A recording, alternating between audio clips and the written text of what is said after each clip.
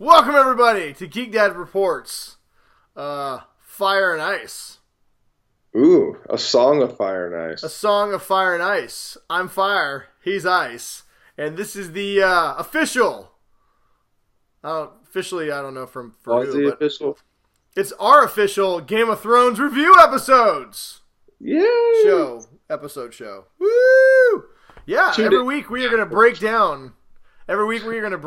So for 6 weeks. So this is a limited series.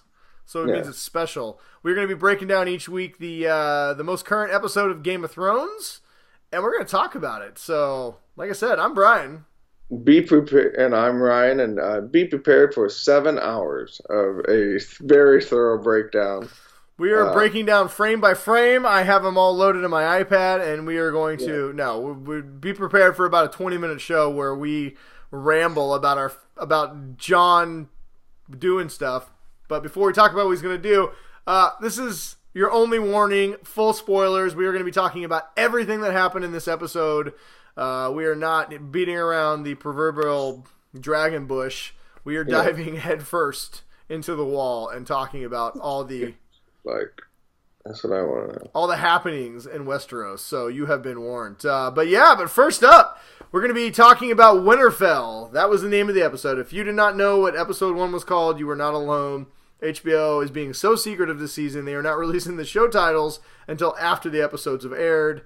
But episode 1 was called Winterfell, and I think it was a pretty fitting name. It's mostly action centered around Winterfell this season, or this episode. It's where everybody is we're all reuniting. It's happening, and this episode should have been called Reunited. Yeah. So one of the themes of this episode was reuniting, and then like I told Brian, and then ripping off the band-aids of all the shit that's been happening to each other. Yeah, I mean there was definitely a lot of people. Well, you got your own dragon behind you. What's going on? Oh, yes. Your dog is the worst. He always wants to be part of the show. He wants to steal all the attention. He very much, if I'm kissing my wife, he is very much going to be standing there like... Oh, so he pulled a Drogon? Yeah, he's very much a Drogon. Okay, can I just say real quick, I know we're jumping ahead a little bit, but the whole Jon making out with Daenerys and Drogon's like staring at him was fucking hilarious. It was so funny. I was dying. Man, this episode was way funnier than I thought it was going to be. I replayed that scene just so I could see how Jon's look on his face was when he was like, because you're only looking with like his one eye. He's like, is this dragon going to eat me? What's going on? But I mean, there was a lot of humor in this episode, but there was so much that happened. To your point, so many characters reuniting, so many things that we haven't seen since season 1. I really thought this episode had a lot of callbacks to the very first episode of Game of Thrones. Arya standing in the crowd watching the king's, processions come in. It was very reminiscent when Arya was a kid. Do like what she was doing when they were coming, and she steps aside with a smirk on her face, and to let the kid. Yeah, Sam and Jon were down in the crypt when Sam revealed some information that we're going to talk about in a little bit. And you had, in the first episode, you had Ned and Robert basically setting up the whole Game of Thrones about Liliana. And, the truth behind that whole story was revealed in this episode. So, there was a lot of things that felt familiar, yet at the same time, like I said, a lot of characters. Arya and the Hound hadn't seen each other since... season 4? She left him to die. Yeah. Daenerys is meeting Sansa for the very first time. Mm-hmm. This is very reminiscent to when Cersei and Caitlyn met in the first episode, and they just did not like each other. So, yeah, I thought there was a lot of really cool just callbacks. Finally getting, after, she kind of threw him under the bus at the wedding, and the Joffrey wedding. Yeah, that was, man, Sansa's cold, man. That was a nice reunion. That was a nice reunion with Tyrion and her. But like you said, when Tyrion's like, "Hey, you kind of left me in a bind when you bailed," and she's just like, her response is just like, "You turned out all right." She's like, "You turned out all right," and she's like, "Yeah, the wedding wasn't all bad." There was, and then when he's talking about how he trusted Cersei's going to send an army, and she's just like, I used to think you were the cleverest person I'd ever seen or something. I was like, damn, Sansa, just cutting deep. Like, she's not fucking around anymore. That's for sure. Hey, to be fair, she's absolutely right. Tyrion's an idiot. Why would he ever believe Cersei, who's just... Yeah. You know, I thought it was real telling when we did see Cersei in King's Landing too. Is like, there's nobody there anymore. Like King's Landing forever was like the hub of this whole show, and now just nobody's at King's Landing. The only people around her are people that are, you know, she's forcing the Mountain to make her loyal to, and Qyburn, who's psycho, and Bronn's just like hitting it up in the brothel. So, dude. Okay, so here we're gonna get to Bronn in a minute because there was some things that happened in this show. I feel like the show had a lot of things that went the way we thought it was gonna go, and then a lot of things that kind of threw us for a loop and really, at least for me, changed how I thought about this series going forward. Like, that's what I love about the show. You always think you have it figured out, and then they just throw a wrench in that you're like, why did I not think of that? And how much, like for instance, Bronn. Cersei paying Bronn to kill Jaime and Tyrion. Did not see that coming. And now all of a sudden you put 3 characters you care about all on a collision course. Somebody's going to die. And she gave him the Joffrey's crossbow that he shot up that one whore with, and then Tyrion killed his dad with. Yeah. And Qyburn's like, she does have a sense of irony. I'm just like... Then he goes, this fucking family. Yeah, he's just like, oh, God. But, you know, he stayed from day one that he's in it for the gold, so I fully intend on him going down, or going up to Winterfell to try and kill him. He'll do it. So, okay, question. This new wrinkle. Do we think Bronn is going to kill one or both of the brothers, or do you think one of the brothers will kill him? I think... he's not going to be able to do it. I think as much as he's all about, you know, he just wants his castle and his wife and, you know, all the stuff. I think that the relationship that he built up with Jaime and even with Tyrion, I mean, that I don't think he would be able to for all his bravado and everything that I think you're right. I think he's going to be at the moment where he could kill him and decide not to. Someone's going to, like, stab him in the neck. Yeah, you know who it's going to be? I am willing to bet a lot of money on this. Podrick is going to kill Bronn. Podrick. Who saved Tyrion when he was almost killed in Blackwater? Yeah, and there was one scene that really stood out to me last season when Brienne and Jaime met up when they were trying to sack River Run, where Podrick and Bronn met up, and they made a big deal about Bronn trying to explain to him that if you want to kill somebody, you can't fight fair, right? And you always have to be prepared, and basically gave him an instruction book on how to kill someone like Bronn. And I always thought that was weird. Why did they do this moment? Well, if they're going to pay it off where Podrick is going to kill Bronn, like, you're going to be like, that'll be Podrick's first big kill in this series. Yeah, that's true. And there would be some irony to it, like, oh my God, like this group that was tight as nails. I thought it would be like one of the whores, maybe. No, I think it's going to be Podrick. I think Podrick's going to kill Bronn.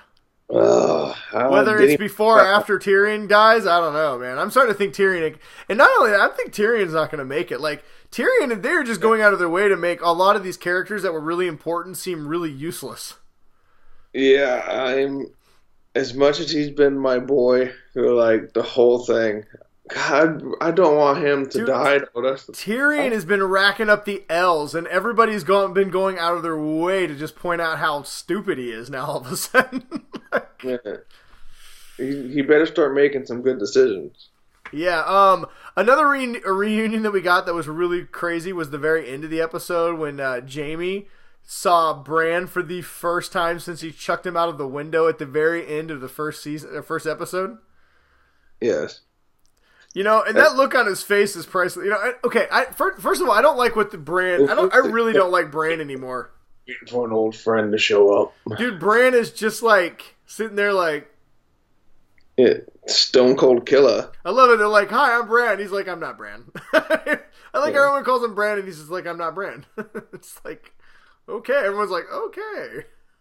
Yeah, it's Yeah, but if he's not Bran, why is he waiting for an old friend, the guy to push him out the window? I mean, there's no Bran. Oh, that's right. He said he was sitting there waiting for an old friend. I didn't catch that reference. Oh, I thought he was talking. I thought he was actually just talking to Sam. Oh my god, I totally forgot that. No, that's why he was sitting there. That's amazing. Why are you sitting outside? You know, and he's like, I'm waiting for an old friend. He can see the future. I'm telling you, man. I've got a new theory. We'll talk about at the end of the show. We'll talk about any new. Tell you what. And you know what? We only have 5 episodes left, and as you can tell, me and Ryan did not come up with a Cliff Notes bulletin point. So we'll try and that's not how we function on these push things. this. We'll try and put some Cliff Notes together, maybe going forward. And by try, I mean we definitely won't. But yes. But I think, how about at the end of the show we have, because we did our prediction show last week. If we have any new predictions every week, if we have any new predictions of things we've seen going forward, we'll throw them out at the end. But yeah, oh my god, I forgot about that. I'm waiting for an old friend. That is... Yeah. So is next week, is Bran gonna at some point during the trial of Jaime Lannister or whatever we saw in the trailer, is at some point is he gonna say the things I do for love? Well, Daenerys is going to kill him. Jaime's not dying next week. You don't think so? I think Daenerys is gonna try and... We've seen, not only that, we've seen Jaime fighting in the Battle of Winterfell in the trailer.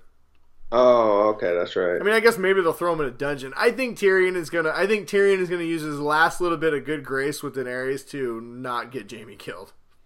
Yeah, and then he's gonna get eaten by a dragon.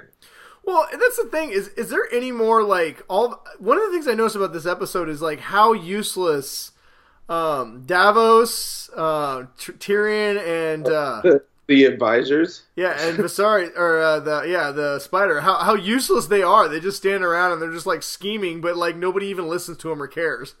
Yeah, there's basically, if you guys don't survive in the next 2 days, everything you're talking about is pointless. You know what's crazy is how much the power players really became power players in episode 1. Jon, Jon is I am Jon. Even Sam. Yeah. Sam became a power player, which we're going to get to Sam and Jon. We'll talk about that bigger revelation last. Yes. But Sam all of a sudden was wow, Sam is shaking and moving. When his world gets absolutely shattered. Yes. By... well, I guess we can talk about that real quick. That was, oh my god, that was so heartbreaking. We knew it was coming. Sam's dad and brother being roasted by Daenerys, we knew would have some consequences at some point. Yeah. And we're kind of seeing those consequences. And they're playing out in a different way than I thought. But like I said, we'll talk about that at the end here. But that, dude, watching Sam when, Queen Daenerys... He had a hard time with, it's okay, yes, dad, is killed. Here's the problem. Daenerys is just getting throttled on all sides here. So, she goes in for this easy dunk, with Jorah's oh yeah, I want to introduce you to somebody who saved my life. So she's going in to be oh, thank you, Sam, you're the best, blah, anything you want, blah, blah, blah, blah, blah. I might have some need for you at the Citadel. Basically saying, I'll give you, yes. You can be the chief maester at the Citadel. For your service. Yeah, for your service, I'm going to let you do anything you want to. And then they're oh, thanks, Tarly. He's I guess I can go home. And what's your name, Tarly? And they're you wouldn't happen to be related to so-and-so, Tarly. He's yeah, that's my father. And the look on Daenerys and Jorah's face, they're oh, fuck. Yeah. And to your point, when he finds out his dad's getting roasted, he takes it pretty well. Even though his dad was a terrible person, it was still his dad. At least I could see my brother. Yeah, and then Jorah's he got roasted too. That's when you see his heart just crumble. Dude, the look on Sam's face was heartbreaking. It was just... Yeah. And then you see him just pure raging with Jon. Oh, dude, yeah. Well, like I said, we'll get to that here in a second. I want to cover the last... But...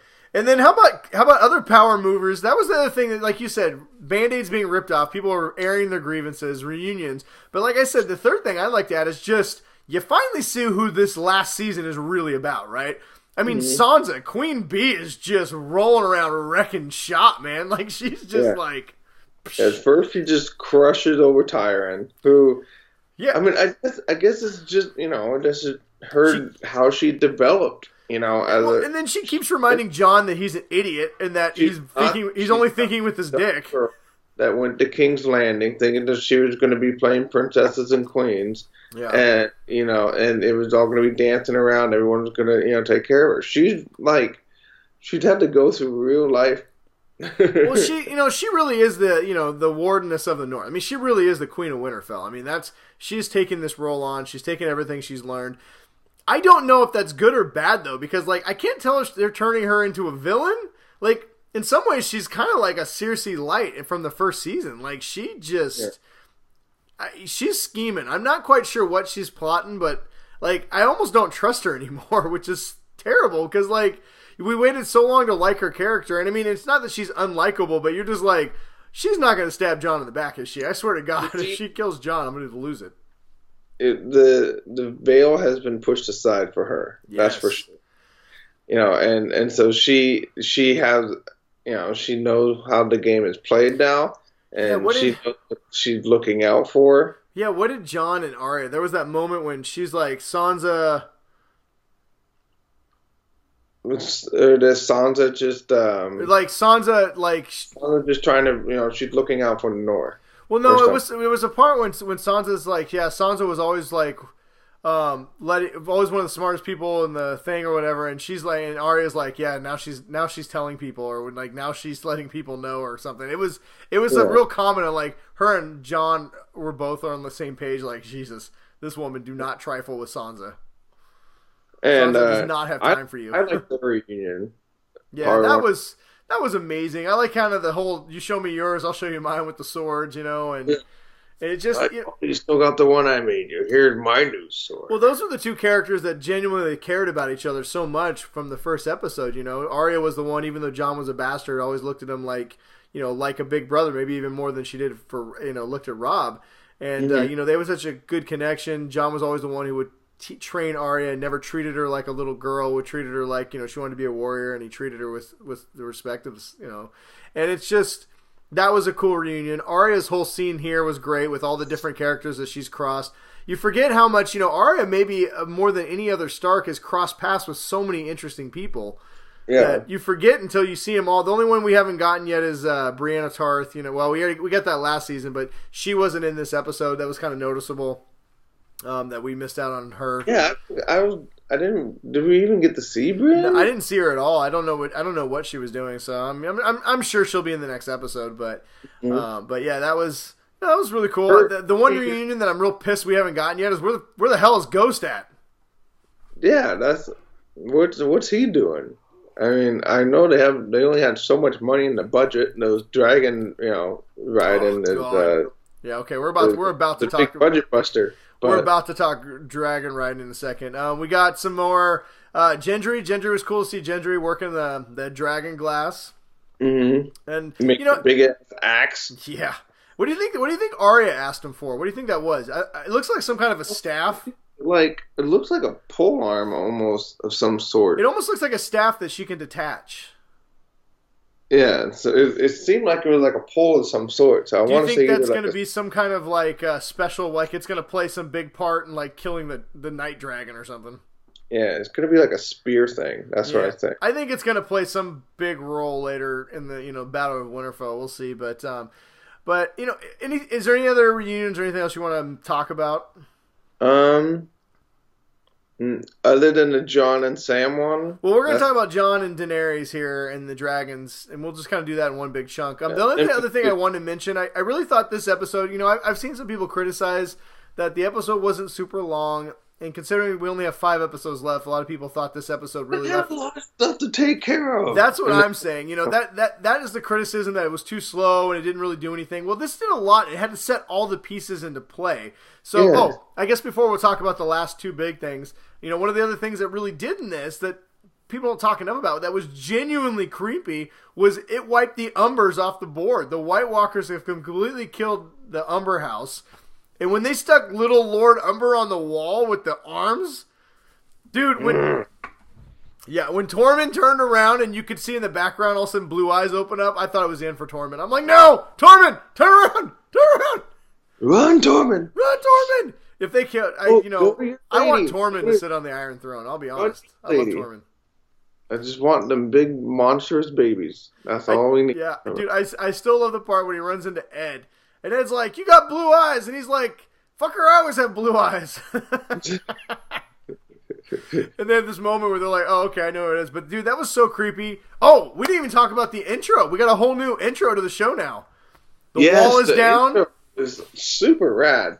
Oh my god, I was like, "Oh my god, this is so awesome!" To get from the broken wall right to Winterfell. I mean, I think the show's clearly telling us what's left in the show. Basically, it's two battles: the Battle of Winterfell and the Battle of King's Landing, and that's what we have left to look forward to. But I loved how they did so much detail with like the crypts and the throne rooms and everything about each castle. And then we saw the Umber's castle. I forget what it's called, but I like how it showed where the White Walkers were because the little tiles flipped over and it turned to ice. So it started beyond the wall and it came down and it flipped over and then, So anyway, so we get this other castle and all we see is just everybody's been wiped out. The White Walkers have come through. Little Lord Umber, who came up there to get his people and bring him down to Winterfell, they were all massacred. He's nailed to a wall with cut off arms and like limbs in the shape of that spiral thing. And the other reunion, Yara and Theon. Oh yeah, we got that was a real short. I thought that was going to take longer. I did like seeing Theon. I think that's a big setup though for her to say that tell them that they can always come to the Iron Islands. In case they, stuff. If it did seem really noticeable that we're like, hey, just in case everybody dies at Winterfell, and since you're going there right now, just tell them come on over to the Iron Islands, which happens to be kind of close to Winterfell. So yeah, I'm with you. I think after that's some huge foreshadowing there. I think the survivors of Winterfell will fall back to the Iron Islands. So. To your point, but I did like how she just didn't immediately embrace him for saving her. She'd headbust the shit out of him for leaving her. Yeah, and then just picks him up. So I thought that was pretty cool.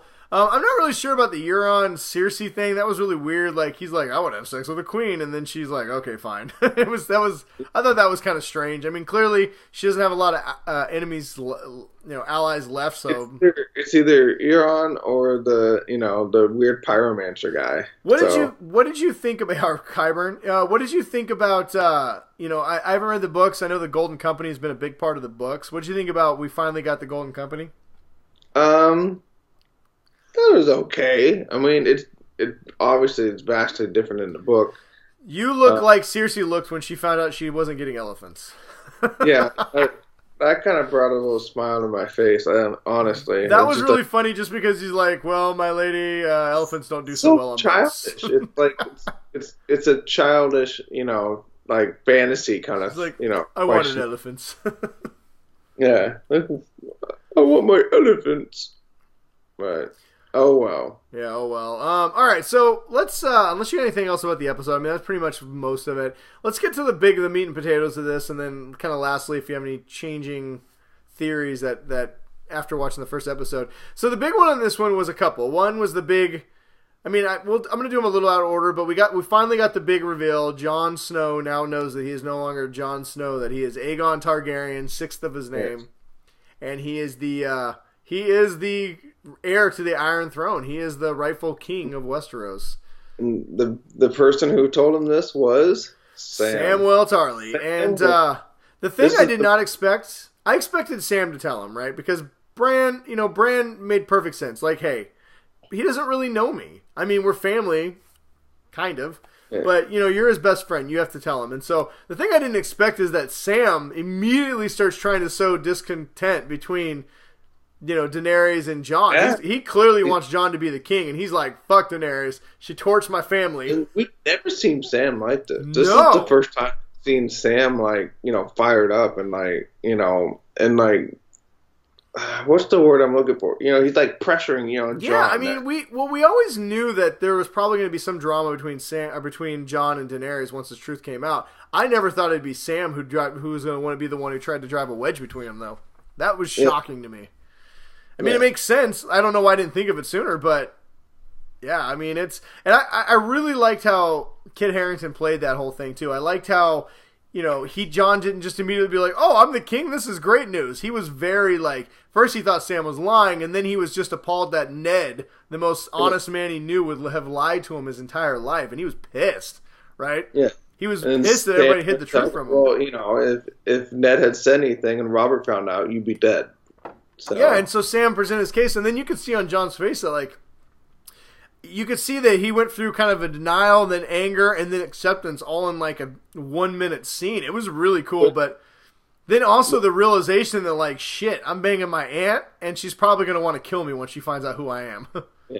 Well, and it's like you said, though, earlier in the episode, that everybody knows that there's a bigger thing, a bigger role that they have to play. So he just basically has to, like, all right, we'll table this. If we survive, we'll deal with it at that point. I don't think Jon's going to table it. I think him and Daenerys next week could have a start. I think the end of next week's episode, you could see those two start having a fallout over that information, and then the Night King attacks. That would set up perfect drama. Now you have all your allies who are already starting to divide against themselves. Here comes the major threat. You can see how Winterfell could fall. But kind of cool. It was cool setting up that whole reveal that we already knew it, but Jon didn't. Was the first we finally got Jon riding a dragon. Now, fans of the show like me, you've been waiting a while. But people, how did you feel as a book reader to finally see Jon, who everyone's theorized that he would ride a dragon for what, since 1996? That you finally got to see Jon hop on Rhaegar and soar away. Well, I've already known it, Brian, because they talked about it in their books. No, they didn't. So I thought it was a very very fulfilling feeling. Yeah, it was pretty cool. I figured it was either going to be Jon or Tyrion. It was always going to be Jon. Once the only dragon left was the one named after his father, you're like, all right. When they had the three, though, yeah, Tyrion would be on the other one. The moment they killed Viserion, you're like, oh, Jon's riding that dragon. So yeah. I got a question. Do you think he's now bonded with that dragon? Do you think that it's going to be his dragon to an extent? In the history of Westeros, like how it came to be for dragon riders and stuff like that, that dragons have, it's kind of like what Daenerys is saying, that dragons will accept the riders. The dragons somewhat choose the riders. And so once you've kind of been able to ride a dragon, like essentially that becomes your dragon. Like you will. Like I said, so you think he's bonded with it? Do you think that you can, do whatever, you can fly around with it? Do you think the show is going to do that? I do. I think they'll probably stick with that. I have a pet little theory. Ruined horse riding for me. I have a theory that how we're going to find that out too is I think at some point Daenerys may kind of go after Jon a little bit and Drogon, and I think all of a sudden out of nowhere, like Rhaegal is going to like defend him. Like it'll be like, oh wait a second. Yeah. Look, my children are fighting over my boy. Yeah, I thought that was really well done. It was cool. It was just it's just gut wrenching. You get this fun, kind of moment where they talk about they could just stay in this cave and not fight the threats facing them. They got to fly the dragons. They had this moment. We talked about the funny moment where Drogon was like, "Hey, what are you doing to my mom over here?" And and then you get the gut punch of just Jon now knows. Like he knows everything. He knows he's not a bastard. He knows who his mother really is. He knows Ned, his father, even though it's not his father, still his father lied to him his whole life. And he knows that, his biggest threat isn't his girlfriend. Right? So it's just, the drama is just so thick. We knew this day was coming. It was great to finally see it. But obviously we didn't get a lot of chance to see the fallout of that. I'm sure that'll happen as we go on. But, all right. So unless you got something else, let's get to our final. Do you have any theories or things that have changed? So obviously we talked a little bit about Bronn and Tyrion, but any ideas or anything that has changed that we predicted that maybe after this episode you have some different thoughts? I think nothing really essentially changed for me. I think next week I'm going to have a very different answer to that because it seems like I feel like somebody has to die next week. So if we had to place bets on somebody, one of the main characters left, and I don't necessarily mean main like Sansa or Arya, but like one of the main characters, like a named character that we spent some time with, who do you think's going to die next week? Yeah, they have reached peak saturation point for reunions, and now it's just going to start spilling over, and blood is going to be shed. I think Euron has a good chance of dying, but I do think there's a more to between Euron and and the rest of the Greyjoys. So I see that playing out like that versus him just getting killed. I can see the Mountain. I could literally see Cersei being tired of him and just letting the Mountain split him in half. That could happen. Yeah. I don't know. I think... Do you think Bronn is going to die? First going to die in Winterfell. Okay, so you think... Okay, so if you had to guess, real quick, give me a major character you think is going to die. Varys. I don't think Varys will die till Melisandre comes back. I'm going to say... Oh, that's right. I forgot about that. I don't think Davos will die. I think Grey Worm's going to die in the battle of... God. Maybe it'll be maybe Tormund. Maybe the guy with the fire sword. Fire sword. Yeah, I could see one of those guys dying. I think the Night King's going to sneak attack, and at the very end of the episode, we're going to get a surprise death. Mm-hmm. So I don't know. We'll see. Okay. Final theory. So I did have one that I think changed a little bit. It's more of revelation of what I've talked about. I've always been that Bran is a Lord of Light. Mm-hmm. I'm still sticking with that, but I also think that Bran is the Lord of Light, and I'm starting to think that the Night King is the Lord of Death. I'm starting to think that the Night King was the three-eyed raven of his time, and that he can see the future, which is why he sat and waited why he didn't kill Jon, why he waited because he knew Daenerys would come with the dragon, and that's how he knew he'd get across the wall. I think that's why the Night King, when he interacts with Bran, I think he's trying to kill Bran directly. He's the only character that the Night King has directly gone after and tried to kill. Yeah, that's true. So I think the Song of Fire and Ice is multiple meanings. I think you have the Fire and Ice, which is Jon. I think you have Fire and Ice, which is Jon and Dany. I think you have the Fire and Ice, which is the Lord of Light and the God of Death, which is Bran and the Night King. So. Yeah, I think that Bran obviously still has some huge parts to play. Yes, I do too. Mainly getting lit on fire and becoming the Lord of Light. But being lit on fire and not being burnt? Maybe. I also think the Night King is a Targaryen, which would fulfill the prophecy of the three heads of the dragon. Yeah, that's true. So anyway, that's just a couple things. But did you have anything else you wanted to add before we get out of here? No, I really hate waiting. Yes, for a we all do. week. So I'm really excited to see what happens next. All right, well that is all we got for you guys and gals tonight from our Game of Thrones Fire and Ice special miniseries premiere reviews of Winterfell. Of Thrones. So join us next week. We will be talking about the second episode of Game of Thrones Season 8, which we don't know what it is because they haven't released the name of that either. So, but we're going to talk about it next week. So until then, everyone, Valamagoris. And watch Game of Thrones. Or is it Valamagulis? I couldn't remember what the fuck that response to it was. Whatever. Watch Game of Thrones. And if you don't, it's too late to binge watch it. Sorry. Till next week. Stay awesome. Bye.